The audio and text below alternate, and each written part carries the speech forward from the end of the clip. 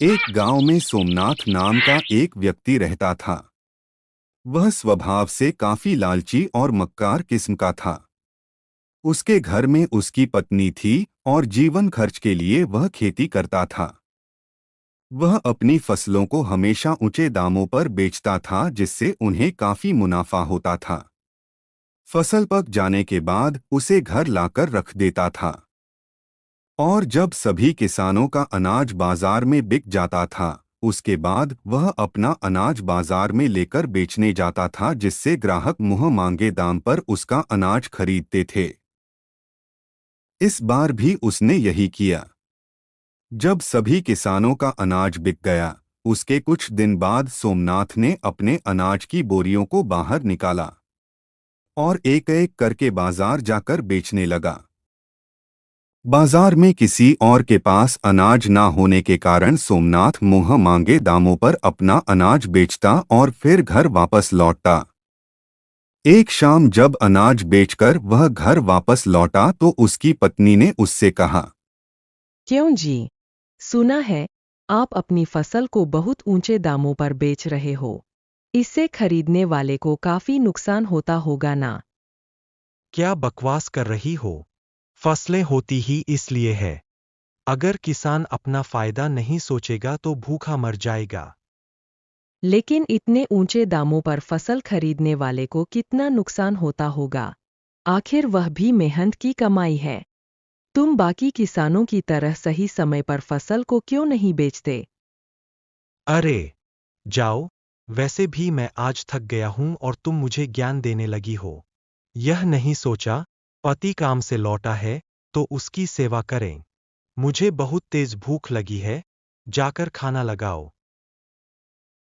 हाँ, ठीक है। वैसे भी तुम मेरी सुनो के कहा।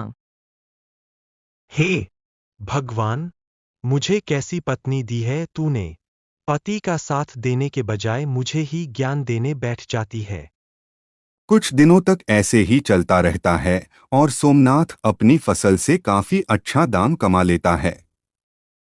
सोमनाथ के घर के पास ही एक बूढ़ी औरत रहती थी। उसका एक बेटा था जो बाहर विदेश में नौकरी कर रहा था, इसलिए घर पर वह केवल अकेली ही थी। जीवन का गुजारा करने के लिए अपने ही खेत में बीज बोती, फसल की देखभाल करती और पक जाने पर उसे काटकर बाजार बेचने चली जाती। एक दिन बुढ़िया अनाज की बोरियों को इकट्ठा कर रही थी ताकि वह उन्हें बाजार जाकर बेच सके। लेकिन तभी सोमनाथ की नज़र बुढ़िया के अनाज पर पड़ती है और वह सोचता है कि अगर मैं इस बुढ़िया को पटा लूं तो इसके अनाज से भी मैं बहुत सारा धन कमा पाऊंगा। कुछ देर बाद वह अपने कदम बूढ़ी औरत की तरफ बढ़ाता है। नमस्कार दादी जी। नमस्कार बेटा। तुम कौन? मैं सोमनाथ, आपके पड़ोस में ही रहता हूँ। अच्छा अच्छा। दादी जी, आपका एक बेटा भी तो था, वह कहाँ है?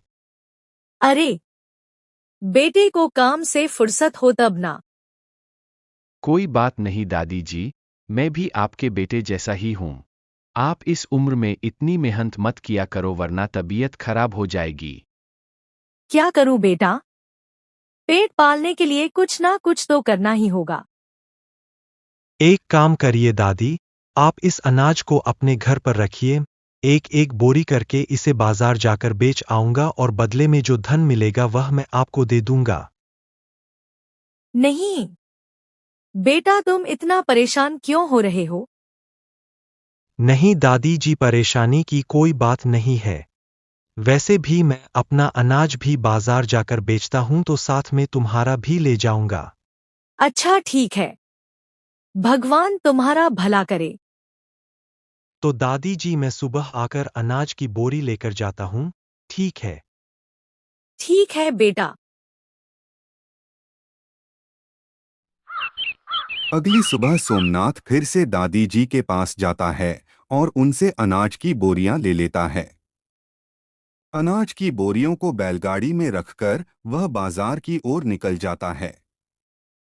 बाजार पहुंचकर वह अनाज बेचना शुरू करता है। वह अनाज का दाम काफी ऊंचा रखता है, लेकिन किसी और के पास अनाज ना होने के कारण ग्राहक मुंह मांगे दाम को खरीदने पर मजबूर हो जाते हैं। शाम तक जब उसका पूरा अनाज बिक जाता है तो वह घर लौटता है। घर आकर जब वह पैसे गिनता है तो खुश हो जाता है क्योंकि आज उसे काफी बड़ा मुनाफा हुआ है। बूढ़ी औरत के अनाज से मिले पैसे देखकर उसके मन में लालच जाग उठता है।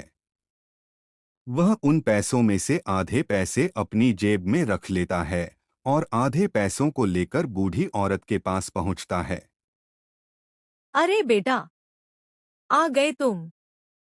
ऐसे मुंह क्यों लटकाए हुए हो? क्या हो गया? अनाज बिका नहीं क्या? नहीं दादी जी, अनाज तो बिका है, लेकिन मेरी उदासी का कारण कुछ और है। मैंने बहुत कोशिश की अनाज को अच्छे दामों में बेचने की, लेकिन ग्राहकों को दाम काफी ज्यादा लग रहा था। इसलिए उन्होंने बहुत ही कम दाम पर मेरा अनाज खरीदा है। यह रहे कुछ पैसे। बुढ़िया जल्दी से उन पैसों को गिनती है और कहती है, बेटा, यह तो बहुत कम है। मैं जब भी अनाज बेचने जाती थी तो मेरे साथ कभी भी ऐसा नहीं हुआ। वही तो दादी जी, मैंने बहुत कोशिश की आपके अनाज को अच्छे दामों में बेचने की, लेकिन ग्राहक सहमत नहीं हुए, इस वजह से अनाज के दाम को कम करना पड़ा। अरे बेटा, उदास होने की कोई जरूरत नहीं है। तुमने तो अपनी तरफ से पूरी मेहनत की।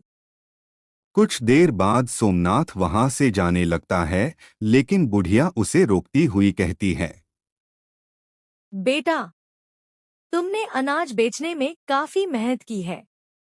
यह लो, कुछ पैसे हैं, रख लो। नहीं नहीं दादी जी, मैं कैसे ले सकता हूँ? और वैसे भी आपके अनाज के दाम अच्छे नहीं मिले हैं, आप ही रखो उन पैसों को। लेकिन बुढ़िया किसी तरह उन पैसों को सोमनाथ की जेब में रख देती है। सोमनाथ घर के लिए रवाना हो जाता है। घर पहुंचकर वह उन सभी पैसों को इकट्ठा करता है और देखकर खुश होता है और कहता है, वाह रे सोमनाथ, आज तो आम के आम और गुठलियों के दाम हो गए। अगर ऐसे ही चलता रहा तो मैं बहुत जल्द काफी धन कमा लूंगा। कुछ दिनों तक ऐसे ही चलता रहता है और सोमनाथ उस बूढ़ी औरत को उसके अनाज के बदले में बहुत ही कम पैसे देता है। एक दिन सोमनाथ बुढ़िया का अनाज लेकर बाजार जाता है। उसके पास ग्राहक आने लगते हैं।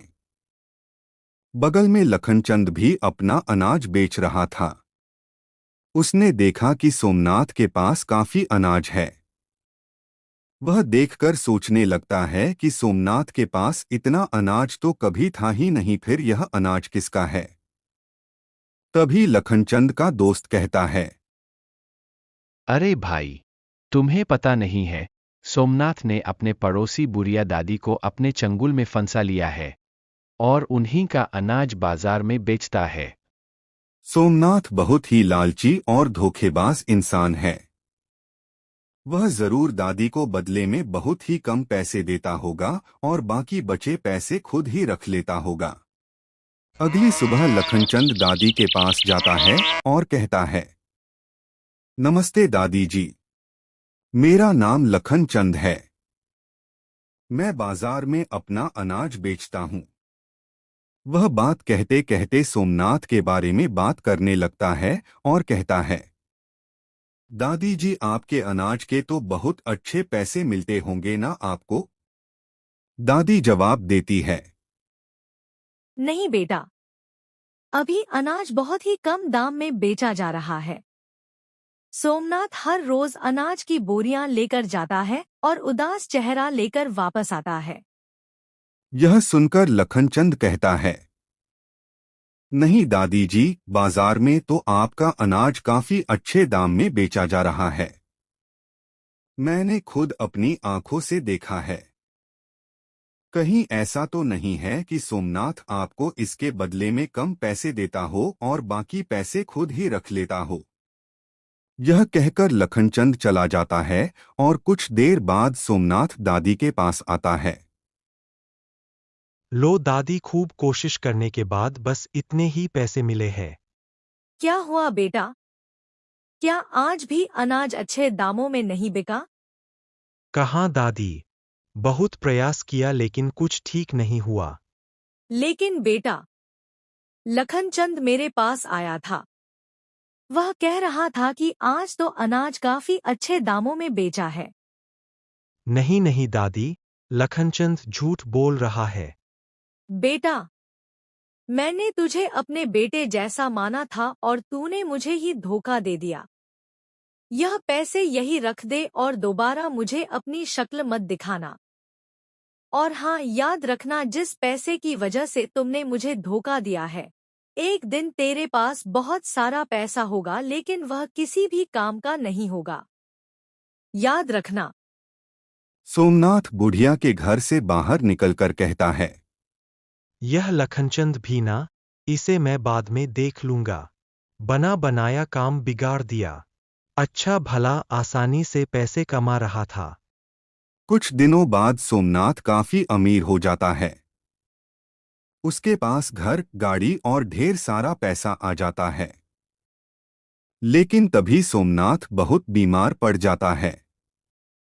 वह अपनी पत्नी से कहता है, सुनो, हमारे पास बहुत पैसा है, एक अच्छे से डॉक्टर को बुलाओ जिससे मैं जल्दी से जल्दी ठीक हो जाऊं।